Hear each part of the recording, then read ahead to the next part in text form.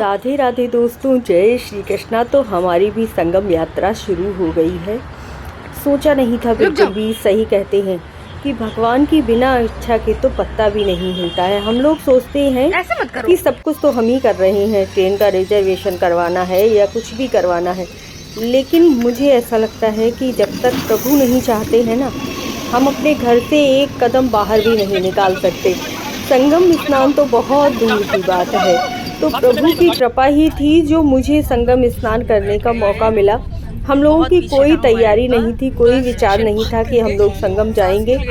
बस प्रभु ने मैंने अपने लड्डू गोपाल के सामने बस यही कहा था कि लड्डू गोपाल, आपकी अगर कृपा हो तो संगम स्नान ज़रूर करवाना। और इतना सुंदर तरीके से हम लोगों का पूरी यात्रा हुई है। ऐसा लग रहा था जैसे हम बस घर से निकले, संगम स्नान किया और वापस आ गए। सच में लड्डू गोपाल की कृपा होनी चाहिए और सब कुछ इतना सुंदर तरीके से हो जाता है, सब मैनेज हो जाता है, पता ही नहीं चलता ना समय का और ना ही हम जो परेशानियां उठाई उनके बारे में। क्योंकि जब आप लड्डू गोपाल की सेवा में आ जाते हैं तो फिर आपको कोई परेशानी होती ही नहीं है। सफ़र इतना सुंदर बन जाता है। बहुत पीछे था हमारे डिब्बा, पूरा स्टेशन पार करके सांस फूल गई है भागते भागते। जय श्री कृष्णा, जय राधे राधे। यहाँ से हमारी यात्रा शुरू हो गई है। जालंधर से हमने वंदे भारत जो ट्रेन है वो पकड़ी है। सिटिंग चेयर है लेकिन काफ़ी आरामदायक है, अच्छी है, मज़ा आ रहा है यात्रा करने में। क्योंकि एक तो खुशी बहुत ज़्यादा है संगम स्नान की कि हम लोग भी संगम पहुंच पा रहे हैं। गंगा मैया की इतनी कृपा हो रही है कि हम लोग संगम तक पहुंच पा रहे हैं।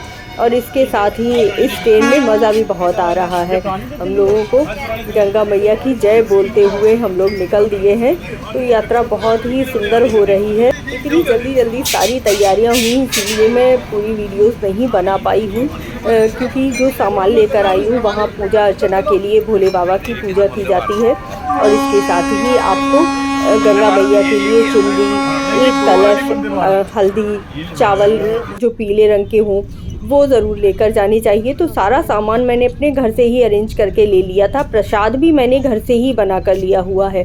और ये देखिए वंदे भारत ट्रेन की हम लोगों को आ गया है लंच। और इसके बाद हम लोगों ने आइसक्रीम खाई है। वहीं आपको ये ट्रेन में ही मिलते हैं, सारा सामान फ्री में ही मिलता है।